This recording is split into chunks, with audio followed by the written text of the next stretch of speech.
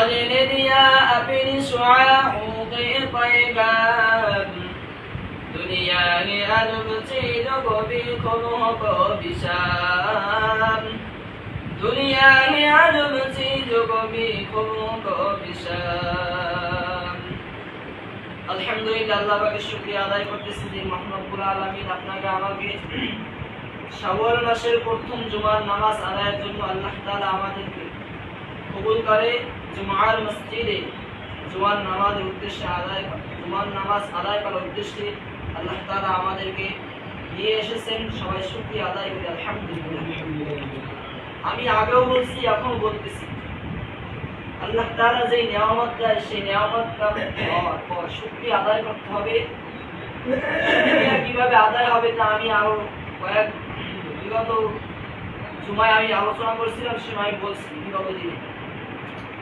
আজকে জুমার দিনে আল্লাহ তাআলাকে আল্লাহ যদি কবুল করেন ইনশাআল্লাহ আমি কিছু সময় হযরত বিলাল রাদিয়াল্লাহু তাআলা আনহু আল্লাহ তাআলাকে কিভাবে মহব্বত করছে কালিমার পতাকা তলে আসার পরে হযরত বিলাল রাদিয়াল্লাহু তাআলা আনহু আজমাইন তিনি কিভাবে কষ্ট করছেন ইনশাআল্লাহ মুখতাসার সময়ের মধ্যে দিয়ে আমি অল্প কিছু আলোচনা করব। আল্লাহ তাআলা যদি আমাকে তৌফিক দান করেন।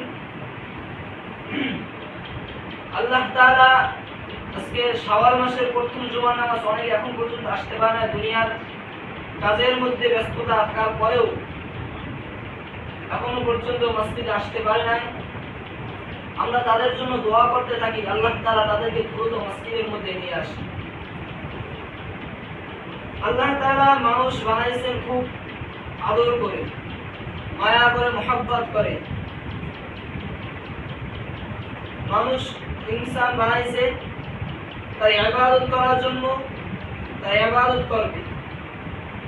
যখন বান্দা ইবাদত করে তখন আল্লাহ তাআলা ডাক দিয়ে বলে, ও ফেরেশতা, তোমরা না মানুষ বানাইতে নিষেধ করছিলা, আজকে দেখো তারা আজকে আমার ইবাদত করতেছে, আজকে তারা আমাকে ডাকতেছে।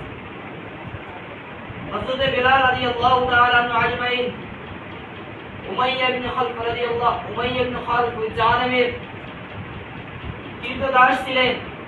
যখন শুনতে পারলেন হযরত বিলাল কালেমা পড়ছে, মুসলমান হয়ে গেছে, তখন ওই উমাইয়া ইবনে খালফ তাকে এত পরিমাণে শাস্তি, এত কষ্ট দিতেছিলেন। তারপর হযরত বিলাল রাদিয়াল্লাহু তাআলা আনহু আজমাইন তারপরও আহাদ আহাদ বলে ডাকতেছিলেন। হযরত বিলাল রাদিয়াল্লাহু তাআলা